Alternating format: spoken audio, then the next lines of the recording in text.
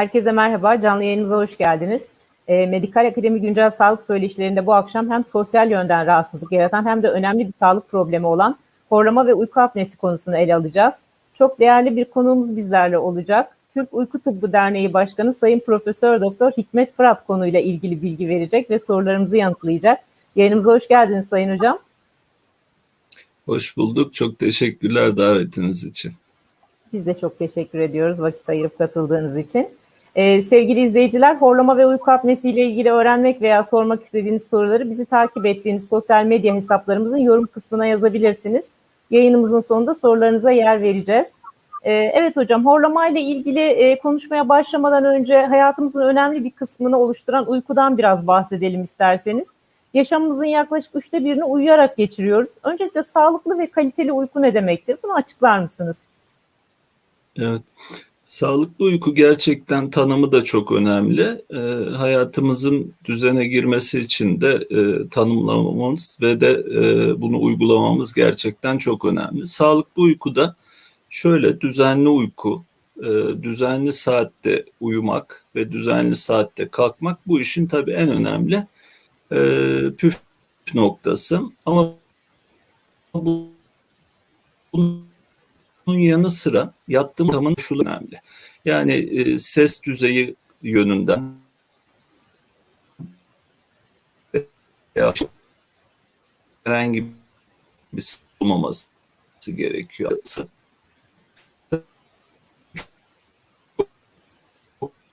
Bu kesin veya soğuk ortamlarda da aynı şekilde uyumayla ilgili sıkıntı yaşayabiliriz. Dolayısıyla optimal ısı, ışık, ses bunların mutlaka optimal düzeyde olması gerekiyor kaliteli bir uyku için. Ama bunun yanı sıra tabii bazı yapmamız gereken şeyler var. Uykumuzu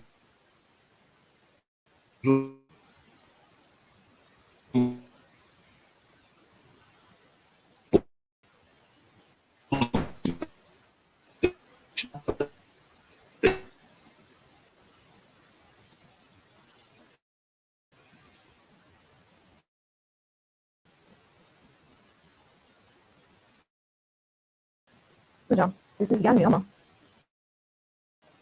internetle ilgili sıkıntı mı yaşıyoruz acaba?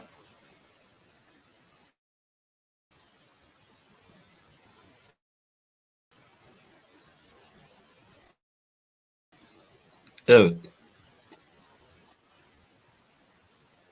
İnternetle ilgili bir sıkıntı yaşadık sanırım hocam. Evet, isterseniz tekrar ufak bir hatta özet geçeyim. Evet, son kısmı tekrar bir alırsam sevinirim. Özetleyeyim, evet. Aynı saatlerde yatıp aynı saatlerde kalkmak çok önemli. Bunun yanı sıra yattığımız ortamın ısı, ses, ışık gibi optimal düzeyde olması gereken koşullarını sağlamak zorundayız. Akşam saatlerinde ağır egzersizlerden kaçınacağız. Belki uykuya geçmek için ılık bir duş alabiliriz. Bunun yanı sıra da özellikle uyku saatinden 3-4 saat öncesinde alkolden uzak durmamız gerekecek. Ağır yemeklerden uzak durmamız gerekecek. Bunları yaptığımızda kaliteli uyku için en azından bir ön şartı yerine getirmiş olacağız tabii ki. Evet. Şimdi horlamaya geçebiliriz. Horlama toplumda oldukça yaygın bir sorun ve horlayan kişiler de genellikle bu durumu reddediyorlar. Kimse kabul etmek istemiyor horladığını. Horlama nedir? Nasıl meydana gelir? Öncelikle bu konuyla ilgili bilgi verir misiniz? Bir de horlama uyku kalitemize dair ne gibi mesajlar veriyor? Uyku kalitesini düşürüyor mu? Bu konudaki değerlendirmenizi alabilir miyim? Evet. Şimdi horlama tabii toplumda aslında belki bir gülme konusu da haline gelmiş durumda ama işin aslında tıbbi yönünden bakarsak bilimsel anlamda hastalığın bir belirtisi. Öyle görmek gerekiyor. Horlamayı hani basit bir şey gibi algılamamak lazım. Mekanizma olarak üst solunum yollarında bir titreşim meydana geliyor. Bu tabii durup dururken olmuyor. Genelde üst solunum yollarının açıklığında bir azalma olursa yani oradaki kas dokusunda bir çökme, bir daralma meydana gelirse buradan nefes alıp verdiğimizde horlama dediğimiz bir titreşim ortaya çıkıyor. Bu mekanizma olarak anlatmak istiyorum ama sizin de dediğiniz gibi bu kaliteyi, uyku kalitesini bozan ve insanın yaşam kalitesini de bozan bir durum ve de ilk başta söylediğim gibi birazdan gene konuşacağız uyku apne hastalığını, uykuda solunum bozukluklarını. Horlama bu hastalığın, bu kadar önemli olan bir hastalığın sadece bir komponenti. O yüzden de gerçekten dikkate alınması gerekiyor. İnsanların yaşam kalitesini bozduğundan da bahsettiniz. Şimdi siz o noktaya değinmişken hemen burada onu sormak istiyorum. Genelde çok ciddiye alınmıyor fakat kişilerin yaşam kalitesini, iş hayatını, aile yaşantısını da etkiliyor mu horlama hocam? Evet. Yani bir kere sosyal olarak etkilediğini hepimiz biliyoruz. Yani boşanmalara kadar gidebiliyor tabii ki horlama. Bu işin sosyal boyutu ama işin bilimsel boyutu, tıbbi boyutunda ise birazdan daha detaylara girdiğimizde göreceksiniz. Gerçekten horlama sadece basit bir gülmemiz gereken bir ses çıkartma olayı değil. Bizim uykumuzun geçirdiğimiz yaklaşık yaşamımızın 1/3 olan 7-8 saatlik bir sürede aslında bir çeşit ölüp ölüp dirilmemiz diyebilirim. Ve burada ilk başta konuştuğumuz kaliteli uykuyu da tamamen iptal etmiş oluyoruz. Yani horlayarak geçirdiğimiz bir uyku kaliteli bir uyku değil.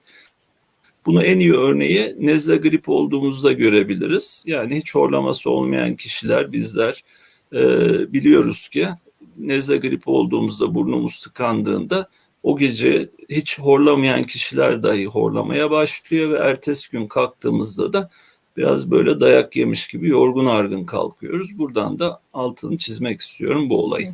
Evet. Evet. Erişkin insanlar ne kadar düzenli olarak horluyor ve daha çok kimlerde horlama şikayeti görülüyor? Mesela toplumda horlamanın görülme sıklığına ilişkin rakamlar var mı hocam?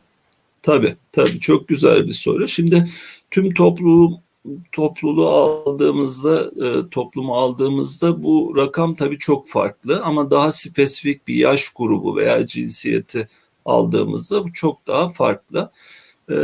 Yani zayıf kişilerde kiloca bunlar daha farklı, kilolu kişilerde daha farklı. Kabaca şöyle söyleyebilirim. Yani çocuklarda da mutlaka horlama olabiliyor ama çocuklarda daha spesifik. Yani geniz eti dediğimiz olayda çocuklarda horlama karşımıza çıkabiliyor. O yüzden hani çocuklar horlamaz diye bir şey yok ama erişkinlerde tabii horlama daha fazla oluyor. Olay üst solunum yollarının anatomisinin bozulmasından meydana geliyor. Yani bizlerin biliyorsunuz yaş ilerledikçe erkeklerde 23-24 diyebiliriz. Kızlarda da hemen hemen o civarda 22-24 yaşlarında artık anatomik yapınız yerine yerleşiyor. Bu yerleşme sırasında üst solunum yollarında işte burun içinde eğrilikler ortaya çıkabiliyor veya gene erişkinlerde de geniz eti dediğimiz gene burnun arka bölgesinde bir takım patolojiler ortaya çıkabiliyor. Bademciklerin büyümesi, yumuşak damağın aşağıya sarkması gibi gene anatomik bozukluklardan kaynaklanan daralmalar meydana geliyor. Rakamsal olarak şöyle, tabii her ülkeden ülkeye bu değişse de rakamlar kabaca kilolu kişilerde bunun görülme sıklığı daha fazla. Özellikle boyun çevresinin biraz sonra konuşacağımız gene uyku apne için de söyleyebilirim. Erkeklerde 43 santim, kadınlar 38 santimin üzerinde olan kişilerde horlama sıklığı çok daha fazla oluyor.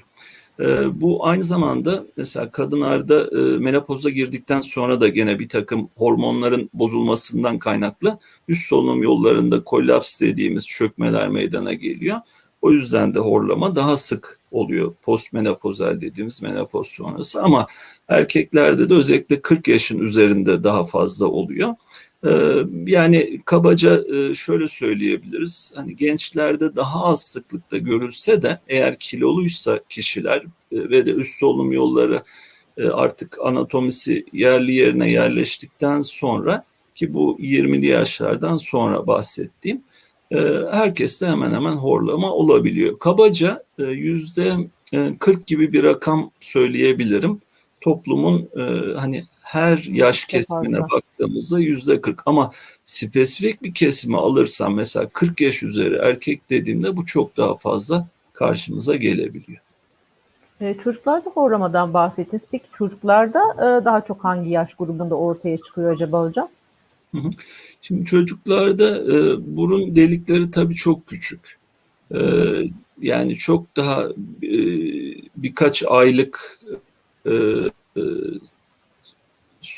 süreden hani birkaç yaşına kadar, 2-3 yaşına kadar bu anatomik bozukluk demeyelim ama darlık diyelim. Bu darlıktan dolayı mesela burunda işte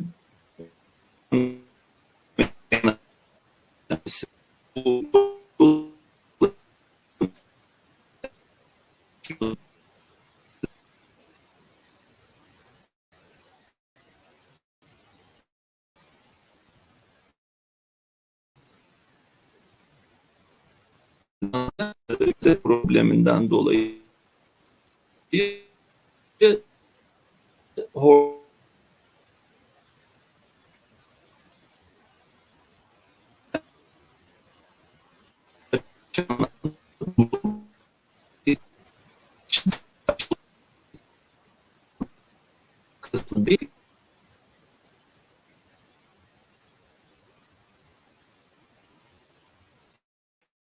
İnternet bilgi sıkıntınız devam ediyorsunuz hocam. Söyledikleriniz size başlıyor.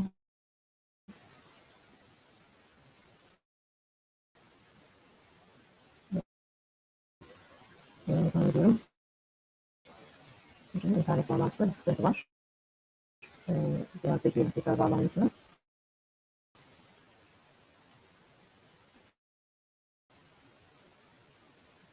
Hocam bize çocuklarda horlamayla ilgili bilgi veriyordu. Daha çok hangi yaş gruplarında görüldüğünü Tamam. işte. Evet. Kaldığımız yerden devam Hatta edelim yine bir ara isterseniz. düştünüz. Evet, yine bir özet geçebilirsiniz. Söyledikleriniz Tamam. gelmedi çünkü. Olur. Kusura bakmayın. Yok estağfurullah. Şimdi çocuklarda gerçekten özellikle 3 ila 7 yaş arasında en sık karşımıza çıkan geniz etidir. Geniz etinden kaynaklanan horlamalar çok fazla karşımıza çıkar ve bu çocuklarda gelişme gerilikleri de meydana gelir. Bu Bu da önemli bir evet, nokta. özellikle göz altlarına baktığınızda özellikle şu alt kısımlarda bir halka görürsünüz ve hafif de mordur bu halka. Bu çocukların gerçekten büyümeleri, iştahları bozulur. O yüzden de bu çocuklara eski bilgilerimize bağlı olarak belli bir yaşa gelmeden önce bu geniz eti mesela alınmazdı, ama şimdi görüldüğü anda yaşına bakılmaksızın alınıyor ve alındıktan sonra da gerçekten çocukların gelişmesi, her şeyi çok fark ediyor. Buradan da üst solunum yollarının ne kadar önemli bir yer olduğunu anlayabiliyoruz. Çocuklarda ama tedavi daha çok cerrahi anladığım kadarıyla değil Evet, mi? çocuklarda öyle. Yani çok nadir görülen uykuda solunum bozukluklarını da görebiliyoruz, ama yani %80-90 problem üst solunum yolunun anatomisinden kaynaklanıyor ve cerrahi olarak düzeliyor. Hı hı. Peki hocam, horlama bir hastalık belirtisi olarak kabul edilebilir mi? Yani ne zaman sağlık sorunlarına yol açmaya başlıyor? Ve horlama şikayeti olan bir kişinin ne zaman doktora başvurması lazım? Şimdi horlama konuştuğumuz gibi aslında hastalığın bir belirtisi, bir komponent. Horlama olduğu anda bunun tabii habitüel horlama dediğimiz, yani haftada hiç olmazsa 4 gece. Yani mesela haftada bir kez bir gece horlayan bir kişinin mutlaka o gece bir problem olmuştur. Çok belki yorgun gelmiştir, belki alkol almıştır, ona bağlı horlayabilir. Ama bu artık alışkanlık haline geldiyse habitüel horlama diye nitelendiriyoruz. Yani haftada 4 günden daha fazla, 4 geceden daha fazla horlama oluyorsa bu kişilerin mutlaka bir uyku bozuklukları tanı tedavi merkezine başvurmaları gerekiyor. Hı hı. Peki yattığımız pozisyonlar yani o yatış pozisyonları falan da horlamayı tetikliyor mu? Hangi pozisyonda yatarsak daha az horlarız? Mesela hani tenis topu falan dikiliyor bildiğim kadarıyla pijamalara, böyle insanlar sırt üstü yatmasın, daha az horlasın diye. Evet. Şimdi sırt üstü yatış pozisyonu tabii yer çekiminin de etkisiyle bahsettiğimiz üst solunum yollarının anatomisinin çökmesine daha fazla neden oluyor. O yüzden sırt üstü yatmaktansa mesela yan yatmayı biz öneriyoruz. Veyahut da başucun, yani baş yastığının biraz yüksek olmasını, bir değil de mesela 1,5 yastıkta yatmalarını önerebiliyoruz. Horlamayı biraz daha azaltmak için. Ama özellikle bir grup var ki sırt üstü yattığında horlayıp veya nefesi de durup ama yan yattığında bunların hiçbirisi olmayan bir grup var. Bu da aslında bahsettiğiniz bir tedavi şekli.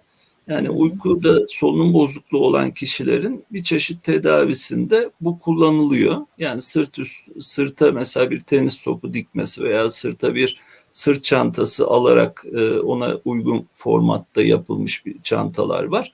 Bu şekilde yattıklarında sırt üstü yatma engellenmiş oluyor. Kişi yan yatıyor. O zaman horlaması da otomatikman tabii ki azalıyor. Pozisyonel yani bunlar için. Evet. Hocam, horlama ve uyku apnesi arasındaki ilişkiyi biraz açıklar mısınız? Horlama uyku apnesinin öncü semptomu kabul edilebilir mi? Tabii bir de apne kavramını açıklarsanız sevinirim. Apne ne demek? Hı hı. Şimdi horlama uykuda solunum bozukluklarının en önemli sebebi olan obstrüktif uyku apne hastalığı dediğimiz, yani tıkayıcı uyku apne hastalığının sadece bir komponenti. Evet. Şimdi burada apne tanımını tabii ki yapmamız gerekiyor. Apne demin de bahsettiğim aslında bir çeşit tamamen nefesin durması. Bunun tabii süresi var, 10 saniye ve daha üzeri olmak durumunda.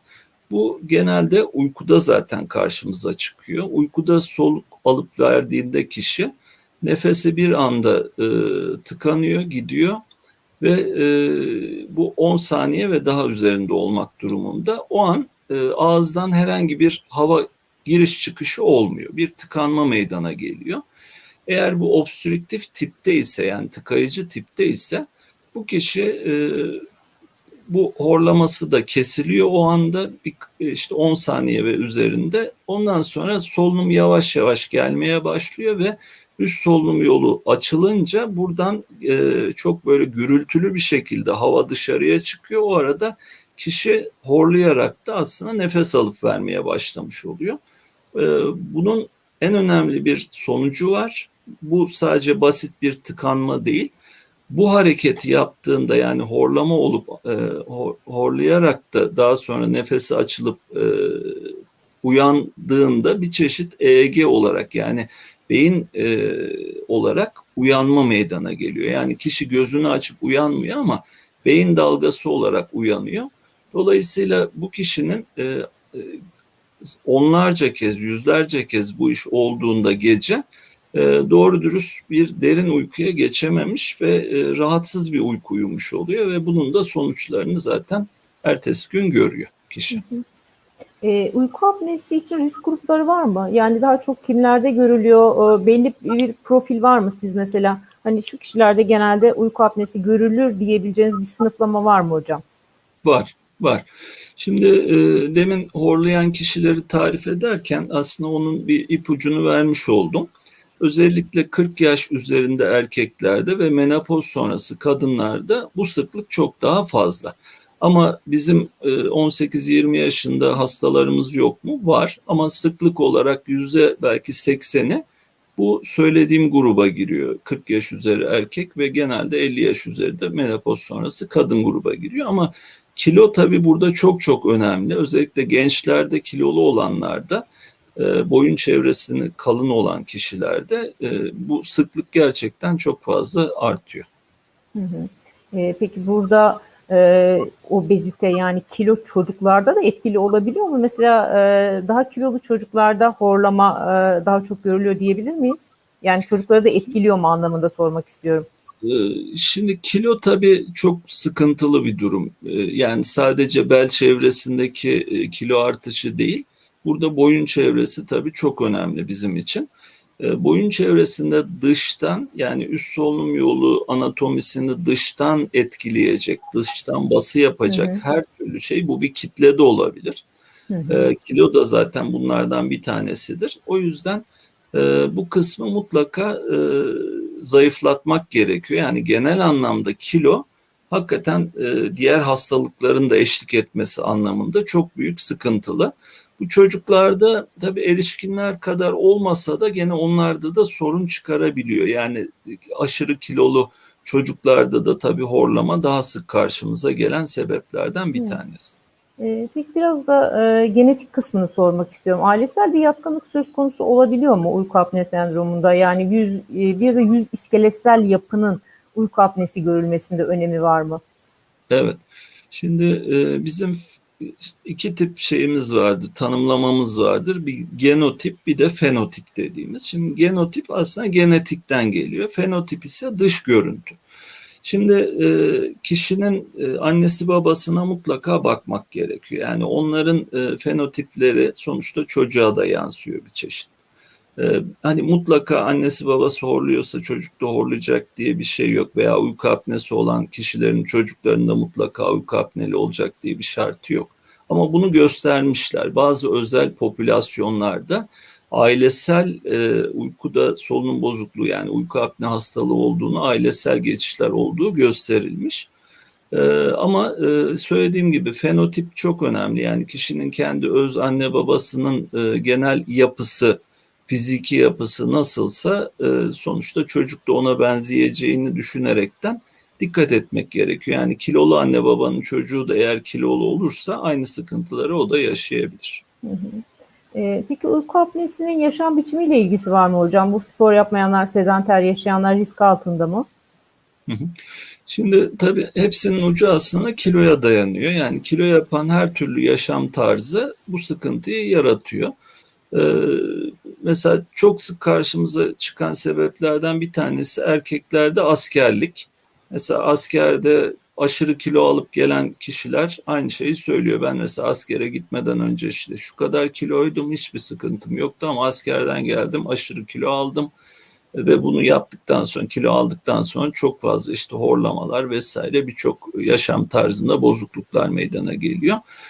Yani o anlamda buna tabii ki dikkat etmek lazım. Hı hı.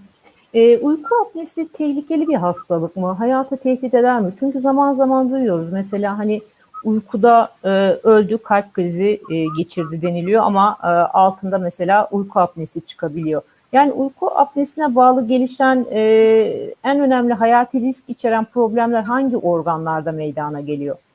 Hı hı. Şimdi aslında bir cümle söyleyeceğim. Bu bütün bundan sonra konuşacaklarımı özetleyecek. Şimdi uyku apne hastalığı olanlar doktor doktor dolaşıyor. Şimdi özeti bu. Hı hı. Şimdi sistemik olarak tüm vücut sistemimizi etkileyen bir hastalık, ama ana etken tabii ki kardiyovasküler dediğimiz, yani kalp ve damar sistemi üzerine etkiliyor. Ama bunun yanı sıra endokrin hastalıklar, mesela diyabet hastalığı, tiroid hastalığı, guatr hastalığı gibi hastalıklarda da çok sık karşımıza çıkıyor. Burada tabii tavuk yumurta meselesi var. Hani kişi diyabet olduğu için mi uyku apne, yoksa uyku apne olduğu için mi diyabet ortaya çıkıyor? Ama gördüğümüz şu ki uykuda solunum bozukluğu olan kişilerde özellikle hipertansiyon, yani kardiyovasküler problemler ve diyabet çok sık eşlik eden iki tane hastalık.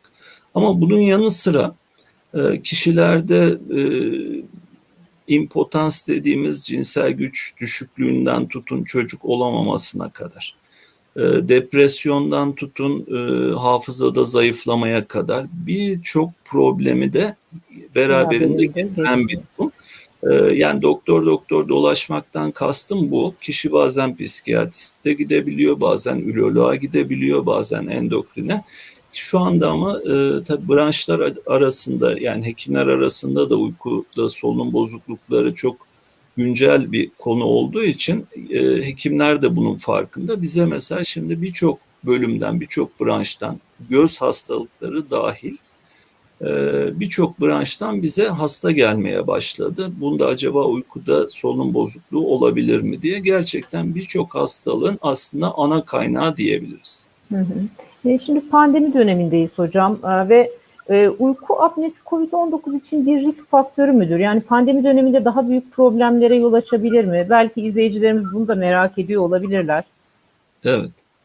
Şimdi direkt uyku apnesi olmak, yani COVID hastalığı geçirenlerde işte uyku apnesi daha fazla veya uyku apnesi olanlarda COVID geçirirlerse hani burada risk daha fazla olur diye bir iddiada bulunmak biraz fazla iddialı olur. Ama söylediğim şeyin altını çizmek gerekirse bu kişilerin ek birçok hastalığı var. Yani diyabet hastalığı başlı başına bir problem, hipertansiyon başlı başına bir problem. Hani tek başına uyku apneye bağlamamak lazım bu pandemi döneminde, ama şöyle bir şey var. Bu kişilerin şimdi tedavi kısmında belki konuşacağız. Evet. Bir takım cihazlar var, PAP cihazları dediğimiz cihazlar. Bunlarla ilgili de belki sorarsanız detaylara girerim. Hı hı. Bu cihazları nasıl kullanacaklarına dair, aynı odada mesela farklı kişiler yatsın mı yatmasın mı, Evet. bunlar da işin biraz detayları. Hı hı. Bunları da Şimdi konuşabiliriz tabii ki. hocam horlamadan, uyku apnesinden bahsettik ama kişiler özellikle tek başlarına yaşıyorlarsa horladıklarının farkına varamayabilirler ve hani kendi uykusunu analiz etme durumu olmayabilir. Bu durumda kişinin hangi belirtilere dikkat etmesi gerekir kendisinde? Yani benim uyku apnem mi var acaba sorusu akıllarına hangi belirtilerle gelmeli? Doğru.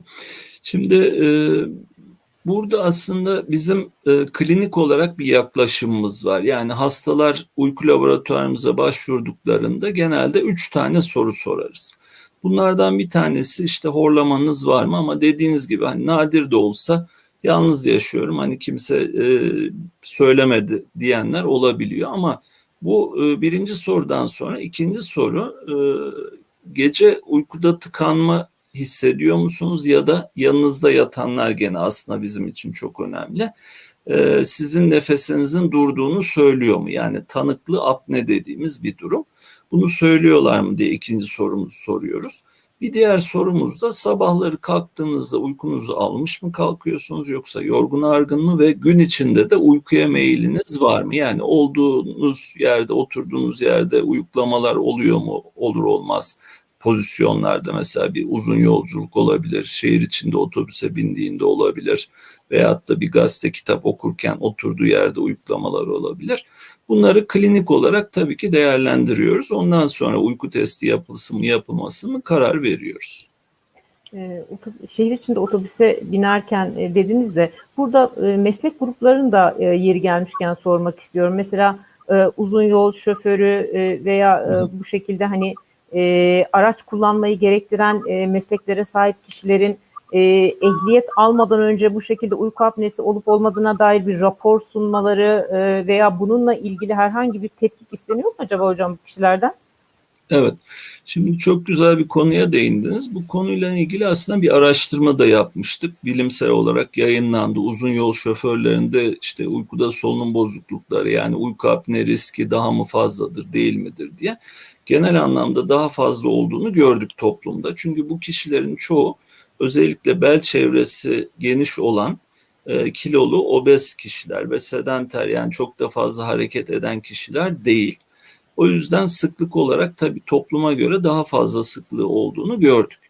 Şimdi 2016 yılından önce e, dahi bu şey vardı aslında şoförler için, hem uzun yol şoförleri için hem de normal aslında ehliyet alacaklar için, özellikle vücut kitle indeksi dediğimiz veya beden kitle indeksi dediğimiz kişinin boy ve kilo oranını gösteren bir değerdir bu. Bu değerin belli bir rakamın üzerinde olması halinde mutlaka uyku testi yapılmasına şart koşma durumu vardı. Ama bu 2016 yılından önce çok fazla kale alınmıyordu, dikkate alınmıyordu.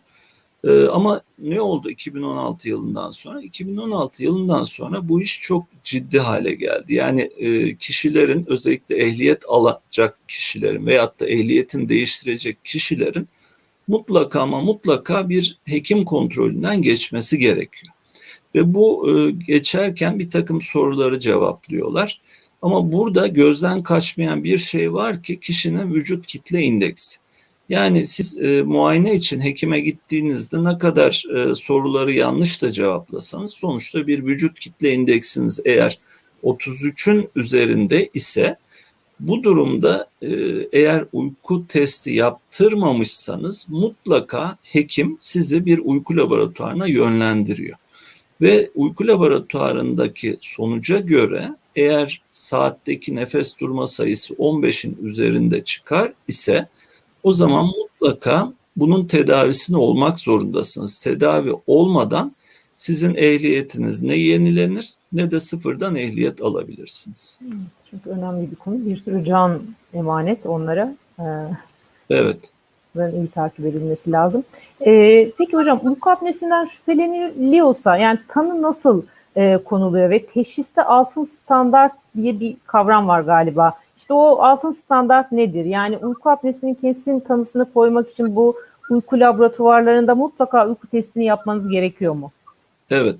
Şimdi klinik olarak demin bahsettiğim 3 tane soruyu mutlaka soruyoruz biz kişiye ama bunu yapmamızdaki en büyük sebep hangi hastaları uyku laboratuvarına alalım, test yapalım diye. Burada uyku testi dediğimiz uyku takip testi diye geçiyor. Polisomnografi. Bu işte altın standart. Gerçekten uyku bozukluklarını eğer göstermek istiyorsan işlem değil. Yani kişi evinde uyur gibi uyuyor ama biz sabaha kadar bilgisayara kayıt alıyoruz ve bu kayıtları ertesi gün analiz ediyoruz. Kişinin ona göre uykuda problemi var mı yok mu ortaya çıkarıyoruz. Hocam hangi parametreleri takip ediyorsunuz uyku testinde? Oksijende düşmeler olup olmadığını mutlaka görüyoruz. Ama bunun yanı sıra uyku evrelerini de tabii takip ediyoruz. Yani kafada EEG elektrotları koyarak derin uykuya geçmiş mi, uyanık mı, REM uykusuna geçmiş mi onlara bakıyoruz. Bir de tabii ki hareket bozuklukları varsa bunları tespit ediyoruz. O yüzden kalp atımları da dahil buna tabii ki. Yani tek bir parametreye bakmıyoruz. Birçok hastalığı da içine alacak şekilde birçok parametreye bakıyoruz. Hastaların ev ortamında test yapılabilmesini sağlayan taşınabilir cihazlar ve sistemler var mı peki? Var. Bunun tabii ehil ellerde olması gerekiyor. Yani herkesin böyle al şu cihazı kullan getir bana dememesi lazım. Akredite merkezlerin ve sertifikalı doktorların uyku bozuklukları konusunda bu işi yapmaları lazım. Bu portable cihazlar da var tabii. Hocam salgın döneminde bu uyku laboratuvarlarında uyku testi yaptırmak COVID-19 açısından bir risk taşıyor mu? Yani bulaş riskini minimuma indirmek için ne gibi prosedürler uygulanıyor? Şimdi hastaneye gelmek aslında başlı başına bir risk zaten. Yani bir kan aldırmak bile risk sonuçta ortam itibariyle. Ama biz burada riski minimuma indirmek amaçlı uyku testi yapacağımız hastalara mutlaka bir gün önceden çağırıp bir PCR testi dediğimiz sürüntü testi aldırtıyoruz. Burada ona göre bazen gerçekten tespit ettiğimiz hastalar da oluyor. Bunları direkt tedaviye sevk ediyoruz. Veyahut da eğer kişide pozitiflik çıkarsa en azından kendi uyku teknisyenlerimizi riske atmamak adına tanıyı baştan koyup hastayı yatırmıyoruz. Daha sonra yatırıyoruz. Yani o anlamda bir hijyenik bir önlemimiz var. Evet. Şimdi biraz da tedaviden konuşalım isterseniz. Uyku apnesi nasıl tedavi ediliyor? Bu konuda yeni gelişmeler var mı? Uyku apne hastalığının tedavisinde kullanılan cihazlar hakkında bize biraz bilgi verir misiniz? Şimdi önce tabii tanı koymamız lazım. Yani hastalığın derecelendirmesini yapıyoruz. Bu ağır derece mi, hafif mi, orta mı veya sadece basit horlama mı var? Ona göre tedavi yöntemlerini belirliyoruz. Genelde daha hafif vakalarda, basit horlaması olan vakalarda veya daha hafif derece uykuda nefes durması olan vakalarda eğer varsa mutlaka ama mutlaka anatomik bozuklukların düzeltilmesi gerekiyor. Bu tabii ağır hastalarda da aynı şekilde geçerli. Yani mesela burunda eğriliği olan, burunda tıkanıklığı olan bir kişiye hemen hop diye tedavi yani PAP cihazı dediğimiz cihaz tedavisi vermiyoruz. Önce bu kişinin anatomik bozukluğunu yani cerrahi olarak düzeltilmesi gerekiyor. Ama ilk başta bahsettiğim basit horlayanlarda veya hafif derece vakalarda Mesela bademcikler büyük olanın bademcikler alınabiliyor. Küçük dili çok fazla sarkıksa bu alınabiliyor. Gene buruna yönelik darlıklar varsa bunların cerrahi olarak düzeltilmesi yoluna gidilebiliyor. Ama daha orta ve ağır derece olan hastalarda belki sıralama yaparsak ilk sırada PAP tedavisi dediğimiz basınçlı hava verme tedavileri karşımıza çıkıyor. Burada gece boyunca hastalara bir hortum aracılığıyla burunlarına takacakları bir maske ile sabaha kadar belli basınçta hava veriyoruz. Basınçlı hava. Buradaki amaç üst solunum yollarını açık tutmak. Yani hep başından beri bahsettiğimiz o tıkanma, çökme olayını açmak için tamamen fiziki bir yöntem kullanıyoruz basınçlı havayla. Biz bunu hastalara şey diye tarif ediyoruz genelde, gözlük kullanmak gibi söylüyoruz. Yani gözünüz bozuk, işte size gözlük veriyoruz. Bunu taktığınızda net görüyorsunuz. Bunda da aynı şekilde üst solunum yollarınızda solunumda alamıyorsunuz, bozukluk var. Bu cihazı kullandığınız takdirde o geceyi kurtarıyorsunuz. Hastalığınız o gece için düzelmiş oluyor şeklinde tarif ediyoruz. Evet. Uyku apnesi olan kişiler COVID-19 enfeksiyon nedeniyle hastalandıysa, enfeksiyon kaptıysa bu PAP cihazlarını kullanmaya devam etmeliler mi? Bir de bu cihazları kullanırken bu koşullarda nelere dikkat etmeleri gerekiyor? Biraz bahsettiniz aslında konuşmamızın başlarında ama. Doğru. Şimdi burada hani bu hastalar için COVID çok özel bir komponent teşkil etmiyor ama tedavilerinin tabii yarım kalması açısından önemli. Yani bu kişilerin sonuçta geceleri maskeyi takıp yatmaları gerekiyor. Bunu yapmadıkları takdirde oksijenlenmeleri de bozuluyor. Ve biz bunu istemiyoruz. Yani göğüs hastalıkları uzmanları olarak da bizler istemiyoruz. Kişinin oksijenlenmesi çok önemli.